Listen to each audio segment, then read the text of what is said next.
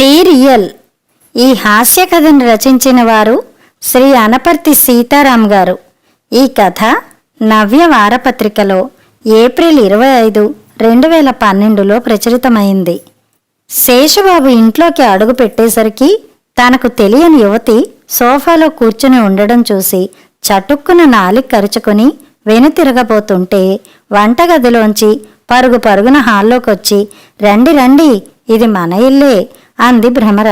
అమ్మయ్యా, సమయానికి బాగానే వచ్చావు. అదేంటో ఆఫీసు నుండి ఇంటికి వచ్చిన కాసేపటి వరకు బుర్ర పనిచేయదు అని ఎక్కడ కూర్చుని బూట్లు విప్పాలో తెలియక తటపటాయిస్తూ నిలబడ్డాడు. శేషబాబుని చూసి ఆ యువతి లేచి నిలబడింది. అయ్యో, మీరెందుకండి లేవడం అని ఒక్క కనుసైగతో ఆమెను యథాస్థానంలో కూర్చుండబెట్టి భర్త వైపు తిరిగి, ఏమండి, మీరు అలా నిలబడే బూట్లు విప్పేసి బెడ్రూమ్కెళ్ళి లుంగిలోకి మారండి అని ఆజ్ఞ కాని ఆజ్ఞ ఒకటి జారీ చేసి, అవునండోయ్, చెప్పడం మర్చిపోయాను, ఈమె నా ఫ్రెండు, ఖాళీగా ఉన్న మన ఎదురింట్లోకి కొత్తగా అద్దెకి దిగారు. అన్నయ్య గారికి రెవెన్యూ శాఖలో ఏదో ఉద్యోగమట. పిల్లలు కిచ్చు పెద్దవాడు 7 చదువుతున్నాడు, లిల్లీ చిన్నది 5 చదువుతోంది అంది గుక్క తిప్పుకోకుండా. ఆమె లేచి నిలబడి శేషబాబుకు నమస్కరించి మళ్లీ కూర్చుంది. శేషబాబు పళ్ళన్నీ బయటపెట్టి తను నమస్కరించి మనసులో అనుకున్నాడు, 7 చదువుతున్న కొడుకుంటే మరి తన కంటికి యువతిలా కనిపించిందే. బహుశా పెళ్ళైన మగాళ్ళకి పెళ్ళాం తప్ప పరాయి స్త్రీలంతా యువతుల్లాగా కనిపిస్తారేమో.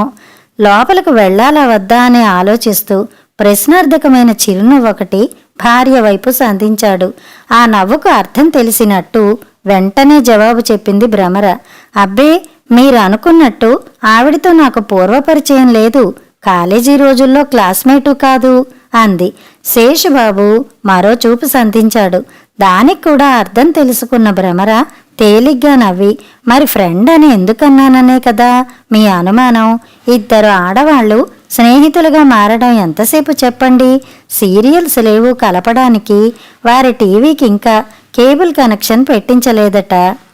ఆ విషయం పదే పదే చెప్పి బాధపడుతుంటే మన ఇంటికి లాక్కొచ్చాను అని సీరియల్లో పాత్రధారిణ్లా గలగల అంతా బయటకు చెప్పేస్తుంటే ఆమె ఏమనుకుంటోందోనని ఆమె వైపు చూశాడు శేషబాబు.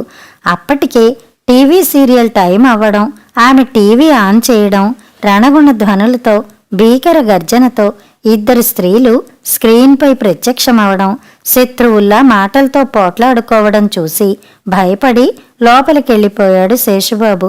స్నానం చేసి లుంగీ కట్టుకుని నెక్ టీషర్ట్ వేసుకుని బెడ్రూమ్లో కూర్చున్న పావుగంటకు సీరియల్ బ్రేక్ టైంలో ప్లేటు నిండా కారపూస టీ ఇచ్చి వెళ్ళిపోయింది భ్రమర. కారంపూస తినేసి చల్లగా ఉన్న టీనే అలవాటు ప్రకారం ఊదుకుని తాగుతూ 9 ఎప్పుడవుతుందని ఎదురు చూడసాగాడు శేషబాబు.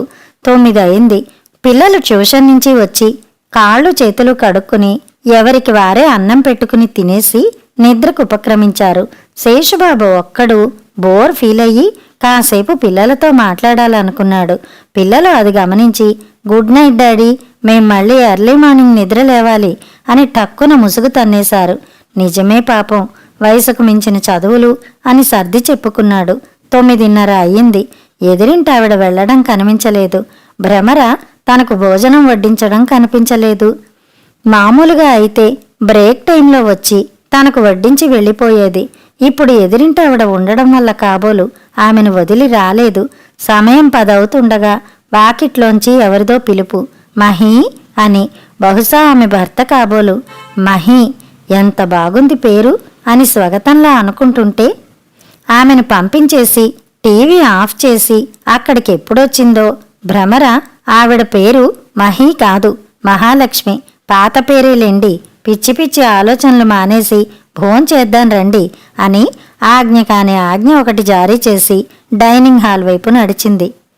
పక్క వీధిలో ఆఫీస్ పనేదో ఉంటే వచ్చి పని పూర్తి చేసుకుని వెళ్ళిపోతూ, రోజు క్యాంటీన్లో ఎందుకు, ఎలాగో ఇంత దూరం వచ్చాను కదా, ఇంటికెళ్ళి లంచ్ చేసి వెళ్ళిపోదాం అనుకుని ఇంటి ముఖం పట్టాడు శేషబాబు. ఆశ్చర్యం, ఇంటికి తాళం పెట్టి ఉంది. తనకు చెప్పకుండా భ్రమర ఎక్కడికి వెళ్లదే అనుకుని ఎదురింటి వైపు చూశాడు. ఆ ఇంట్లో కూర్చుందేమోనని అక్కడ కూడా తాళం వేలాడుతూ వెక్కిరించింది. ఇద్దరు ఆడవాళ్లు సీరియల్స్ చూసినప్పుడే కాదు, షాపింగ్కి వెళ్లాలన్నా మంచి స్నేహితులుగా మారతారు అనుకుంటూ భార్య సెల్ ఫోన్కి రింగ్ చేశాడు. భ్రమర ఫోన్ ఎత్తి, ఏమండి, నేను మళ్ళీ కాల్ చేస్తాను అని మరో మాట మాట్లాడకుండా పెట్టేసింది. ఇక చేసేదేం లేక తిన్నగా ఆఫీస్కి వెళ్ళిపోయాడు శేషుబాబు. రాత్రి ఆమె సీరియల్స్ ముగించుకుని వచ్చేసరికి అతనికి నిద్ర ముంచుకొచ్చేస్తే కూర్చున్న చోటే నిద్రపోతే భ్రమర అతన్ని నిద్రలేపి బలవంతంగా 4 ముద్దలు నోట్లో కుక్కి ఇక పడుకోండి అని ఆజ్ఞ కాని ఆజ్ఞ ఒకటి జారీ చేసేసరికి మధ్యాహ్నం ఎక్కడికి వెళ్ళావని అడగడం కూడా మర్చిపోయాడు. మరుసటి రోజు కూడా అసలు విషయం అడగడం మర్చిపోయి ఆఫీస్కి వెళ్ళిపోయాడు హడావిడిగా. మధ్యాహ్నం లంచ్ టైంలో గుర్తుకొచ్చి స్కూటర్ ఎక్కి గబగబా ఇంటికొచ్చాడు. డిటో తన ఇంటికి తాళం, ఎదురింటికి తాళం. శేషుబాబుకి విపరీతమైన కోపం వచ్చింది. దాంతో ఇక ఫోన్ కూడా చేయకూడదనుకుని రాత్రికి కడిగి పారేసి తన కోపాన్ని చల్లార్చుకోవాలనుకున్నాడు. సాయంత్రం రావడమే ఇంటికి కోపంగా వచ్చి ఆన్లో ఉన్న టీవీ కనెక్షను, కేబుల్ కనెక్షను పీకేసి కదలకుండా సోఫాలో కూర్చున్నాడు. భ్రమర భర్త చేష్టలకు క్షణం పాటు బిత్తరపోయినా మరుక్షణం తెప్పరిల్లి మంచి స్ట్రాంగ్ టీ చేసి తీసుకొచ్చి ఇస్తూ శాంతంగా అడిగింది, ఏమైందండి అలా ఉన్నారు? ఆఫీసులో ఏదైనా గొడవ గాని జరిగిందా? ఆఫీసులో గొడవలేం లేవు, ఇంట్లోనే అన్నాడు బెట్టుగా టీ చప్పరిస్తూ. అయ్యో, అదేం మాటండి, అసలు గొడవల్లేని ఇల్లుందా ఈ భూమి మీద? గొడవపడని మనిషి ఉన్నాడా ఈ రోజుల్లో? కొన్ని సర్దుకుని పోవాలి. ఏదో సీరియల్లో డైలాగ్ గుర్తు చేసుకుని సందర్భానుసారంగా చెప్పింది భ్రమర. ఏమనడానికి శేషుబాబుకి నోరు రాలేదు. భార్యను ఏ విషయంలోనూ నిందించే పని లేదు, సీరియల్స్ విషయం తప్ప. అది కూడా తన పర్మిషన్ తీసుకునే చూస్తుందనుకో, ఇప్పుడది సమస్య కాదు. కానీ రోజు మధ్యాహ్నం ఎక్కడికి వెడుతుంది? నిలదీస్తే ఆమెను అనుమానించినట్టు భావిస్తుంది. అలా అడగాలంటే తనకు ఏదోలా ఉంది. అతనిలో ఆలోచన మొదలైంది. దాంతో కాస్త ప్రసన్నుడై మెల్లగా అన్నాడు, అది కాదోయ్, ఇలా అడుగుతున్నానని నన్ను మరోలా అనుకోవద్దు. నీకు చెప్పాలనిపిస్తే చెప్పు, లేకపోతే లేదు అని దీనంగా ఆమె వైపు చూశాడు. పర్వాలేదు, మీ మనసులో ఏముందో చెప్పండి, ఏం భయం లేదు. పైన దేవతలున్నారు, కింద నేనున్నాను అంది అభయమిచ్చే దేవతల. దాంతో కొండంత ధైర్యం కలిగి, మరేం లేదోయ్, నిన్న మధ్యాహ్నం పక్క వీధిలో పనిపడి ఎలాగో ఇంత దూరం వచ్చానని ఇంటికి వస్తే నువ్వు లేవు. నిజం చెప్పొద్దు, ఈరోజు పక్క వీధిలో పని లేకపోయినా కావాలని ఇంటికి వచ్చాను, ఇంటికి తాళం పెట్టి ఉంది అని ఇక చెప్పలేక ఆగిపోయాడు శేషుబాబు. భ్రమర గలగలా నవ్వి, నిన్న ఈరోజే కాదు, 3 రోజుల నుంచి పిల్లలు బడికి, మీరు ఆఫీస్కి వెళ్ళగానే నేను కూడా బయటికి వెళ్ళిపోతున్నాను తెలుసా అంది. ఎక్కడికి, ఎందుకు అడిగాడు శేషుబాబు. అసలు విషయమంతా నిన్న రాత్రే మీకు చెప్పాలనుకున్నాను, కానీ మీరేం చేశారు?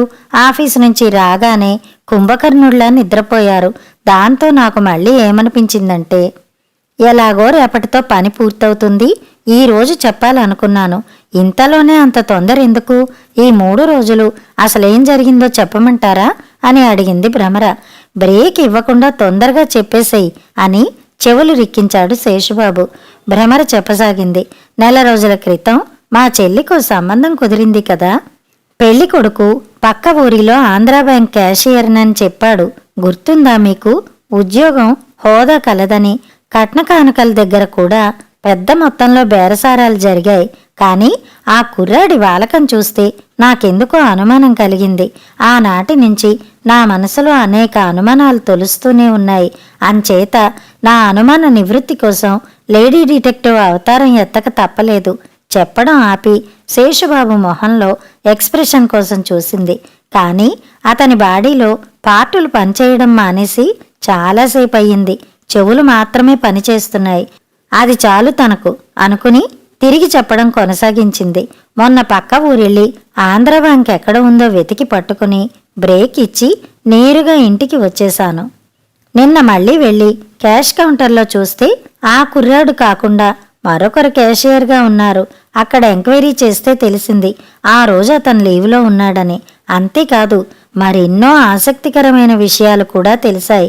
దాంతో నివ్వెరపోయాను, దిగ్భ్రాంతి చెందాను, ఒక్కసారిగా షాక్ అయ్యాను.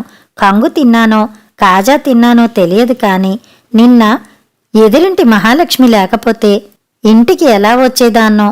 అబ్బా, ఆ సీరియల్ టైప్ డైలాగులు ఆపి ఆ ఆసక్తికరమైన విషయాలేమిటో చెప్పు విసుగ్గా అన్నాడు శేషబాబు. అక్కడికే వస్తున్నానండి. ఈరోజు కూడా బ్యాంకుకు వెళ్ళాను. ఆ కుర్రాడు కనిపించాడు. మొదట నన్ను గుర్తుపట్టలేదు. నేను 4 కొండ గుర్తులు చెప్పేసరికి టక్కున నన్ను గుర్తుపట్టి కాళ్ల వేళ్ల పడి 2000 లంచం ఇవ్వబోయాడు. లంచమా? ఎందుకు? అతనికి ఇదివరకే పెళ్ళయిందా కొంపతీసి? కంగారుగా ప్రశ్నించాడు శేషబాబు. అబ్బే, మొదటి పెళ్లి దాచిపెట్టి రెండో పెళ్లి చేసుకోవడం ఈ రోజుల్లో ఏమంత పెద్ద విషయం కాదనుకోండి. అంతకంటే పెద్ద నేరమే చేశాడు. అతను బ్యాంకులో క్యాషియర్ కాదు, మెసెంజరు. వెంటనే నాన్నకు ఫోన్ చేసి చెప్పాను.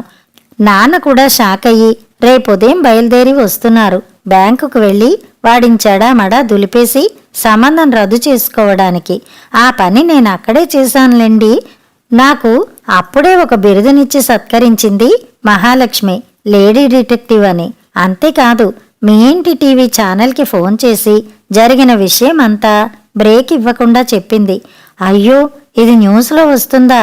పాపం, పెళ్లి కావలసిన పిల్ల జీవితం అన్యాయం చేయకే అని మొత్తుకున్నాడు శేషబాబు.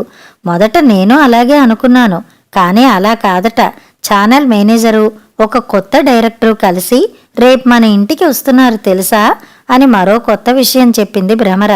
డైరెక్టర్ కూడా వస్తున్నాడా? ఎందుకు? కంగారుగా అడిగాడు శేషబాబు. 1000 ఎపిసోడ్లకు తక్కువ కాకుండా మీ ఇంటి టీవీ ఛానల్ వారు ఒక కొత్త సీరియల్ తీయాలనుకుంటున్నారట.